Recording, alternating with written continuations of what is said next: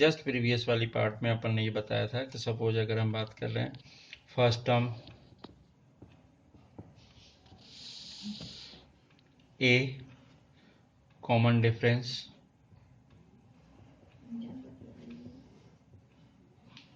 Is D. So इस case में अगर हम देख रहे हैं तो A1 जो यूज किया हमने, तो यहाँ पे क्या लिया A2 क्या लिया A प्लस डी, A3 क्या लिया A plus 2D, similarly AN क्या ले लिया A plus N minus 1D। Again यहाँ 3 है तो यहाँ 2 है तो 1 लेस लिया, तो N है तो यहाँ N प्लस 1, तो ये क्या हो जाएगा Nth term. So in this section अगर अपन ध्यान देख रहे हैं, हमने बोला last term equals to L है, मतलब हमारे पास जो AP है नॉर्मली ये है कैसी A plus D A plus 2D up to A plus N minus 1 into D, और ये वाली वैल्यू है L के इक्वल भी हो सकती है और इसी को अपन क्या लिख रहे हैं N के इक्वल भी लिख सकते हैं, दोनों चीजें। अब हम बोल रहे हैं कि nth टर्म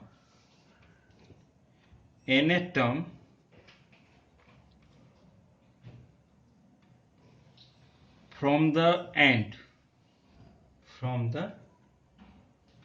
last term, अब इस केस में बात कर रहे हैं कि यहां से अगर लास्ट से nth टर्म निकाल रहे हैं, ये L है, ये वैल्यू जो कुछ भी है उसके जस्ट पहले वाला क्या हो जाएगा A plus N minus 1, N next वाले N माइनस 2, फिर उसके पहले N माइनस 3, फिर इसके अगला अगर देख रहे हो तो N वाला हो जाएगा। लेकिन अगर लास्ट टर्म से ले रहे हैं अपन इस टाइप से, तो इसका जो फार्मूला बनेगा हमारे लिए क्या बनेगा, इसका डिफरेंस कैसा होगा, नेक्स्ट टर्म में से प्रीवियस टर्म माइनस करेंगे तो क्या हो जाएगा माइनस डी मिलेगा। सपोज अगर हम देख रहे हैं ना इस टर्म में से इसको माइनस करो, अब यहां से एन टर्म की बात कर रहे हैं इस साइड से, तो ये क्या हो जाएगा, अगर ये एल है, ये पार्ट कैसा, ये ऐसा दे रहा है अपन A plus D up to L, ये वाली, तो उसके पहले वाला, इसके जस्ट पहले वाला क्या हो जाएगा L minus 1, L minus D, फिर L minus 2D, L minus 3D, तो ये क्या हो जाएगा लास्ट टर्म से जो बनेगा ये वाली। अगर इसका कॉमन डिफरेंस लोगे तो next term minus previous term, तो ये क्या हो जाएगा माइनस डी के इक्वल। तो इस केस में क्या हो जाएगा last term nth term from last, ये वाला पार्ट बिगिनिंग का था, ये लास्ट के लिए दे रहा हूं मैं कि ये क्या होता है, सीधा सीधा अगर बात करें अपन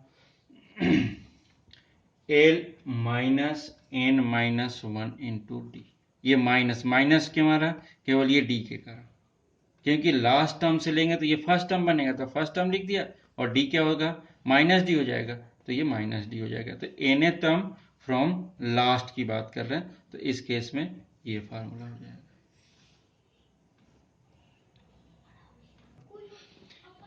अब इस केस में अपन देख रहे हैं कि N term from the last, अगर ये लास्ट से एन टर्म, मतलब इस चीज को अपन ऐसा भी समझ सकते थे L minus D up to क्या हो जाएगा ये ए, ऐसा भी हो सकता है, मीन्स एल वाला क्या हो जाएगा फर्स्ट टर्म और लास्ट टर्म क्या हो जाएगा ए, मतलब ये वाली जो थी ये फर्स्ट टू लास्ट देख रहे हैं, और ये क्या हो जाएगा first to last, first last में क्या हो रहा है, अगर अपन बात करें N term from the last, मतलब ये ऐसा हो जाएगा।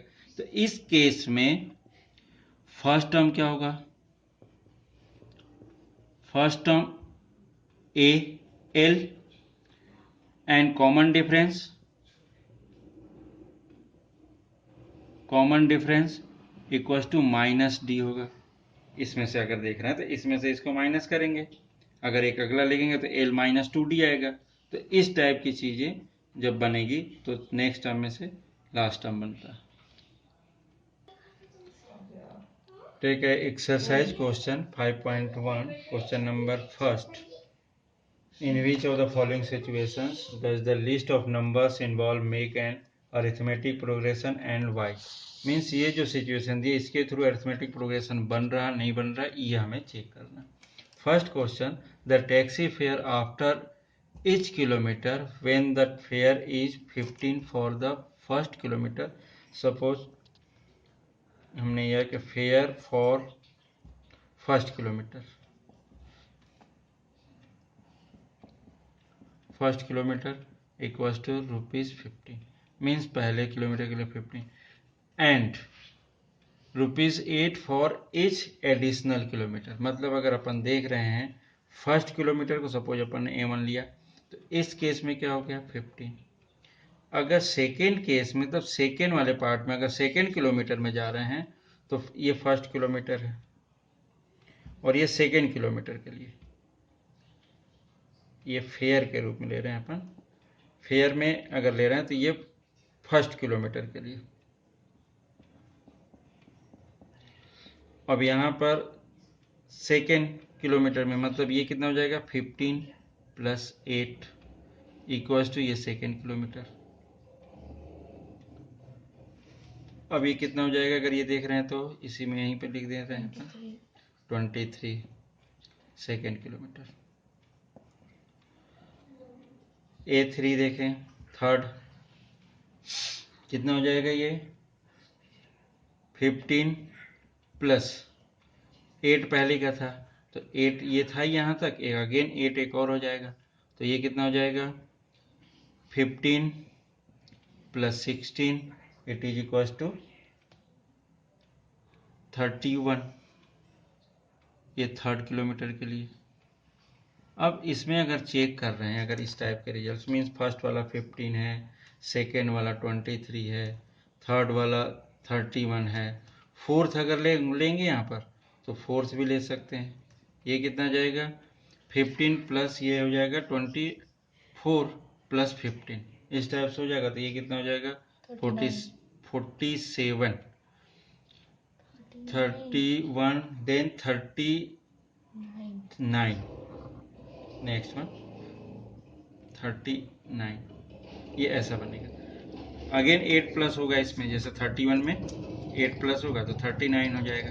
अब इसी टाइप से 39 मतलब अगर अपन देख रहे हैं इसमें A15 ये तो ठीक ओके और common difference means D equals to T2 - T1 और A2 - A1 it is equals to अगर देख रहे हैं तो 23 - 15 also equals to 31 - 23 in both the cases. यहाँ पर क्या मिल रहा है 8 यहाँ पर भी क्या मिल रहा है 8 so the given situation is a AP yes it is AP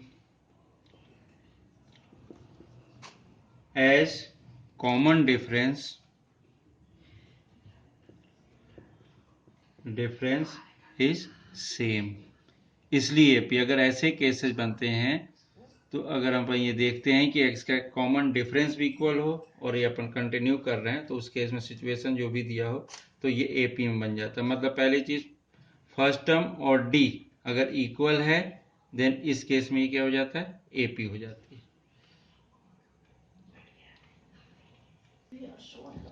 next question the amount of air present in a cylinder when a vacuum pump remove 1/4 of the air remaining in the cylinder at a time it means कि suppose अपन कर रहे हैं let the amount of air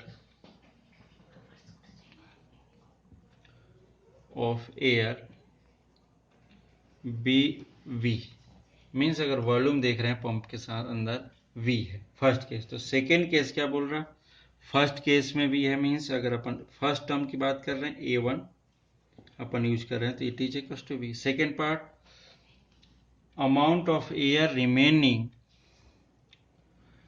in the cylinder after vacuum pump remove 1/4 of the air remaining each time it means क्या हो रहा है second part अगर देख रहे हैं अपन तो सेकेंड पार्ट में पहले तो ऑलरेडी V था उसमें से क्या होगा 1/4 माइनस हो गया ये ऐसा बनेगा।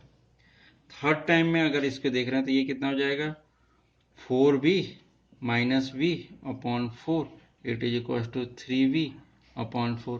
बट थर्ड टाइम में अगेन क्या होगा कि जो भी है बचा हुआ रिमेनिंग पार्ट उसका 1/4 फिर से माइनस हो जाएगा। मतलब थर्ड वाला टर्म के रूप में अगर देखें तो क्या मिलेगा 3V/4 माइनस 1/4 ऑफ जो था मीन्स इसका क्या होगा 3V/4 का 1/4 यूज कर लेंगे अपन तो यहाँ पे क्या पड़ेगा 3V/4 माइनस 3V/16 ये हो गया.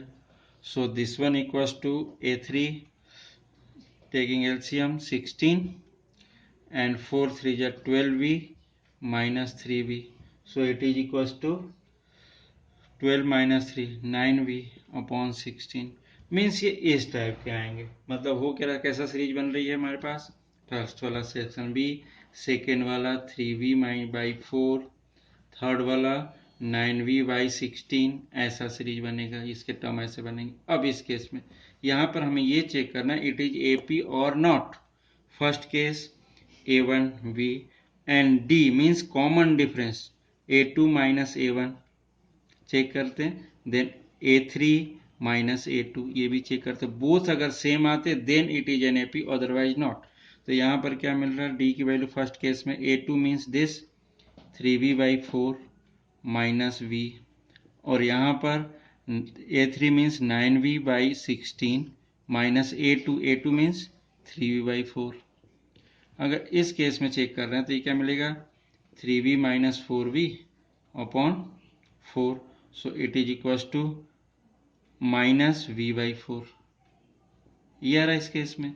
सेकेंड केस ये चेक कर लो, इधर 16 1, सो 9V minus 4 4 3 is 12V. So this one equals to again minus 3V/16 means it is not equal. अगर equal होते so हम कहते कि ये AP है. So it is not an AP because common difference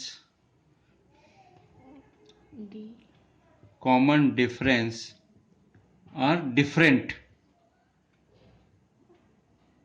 difference are different मतलब अलग अलग है.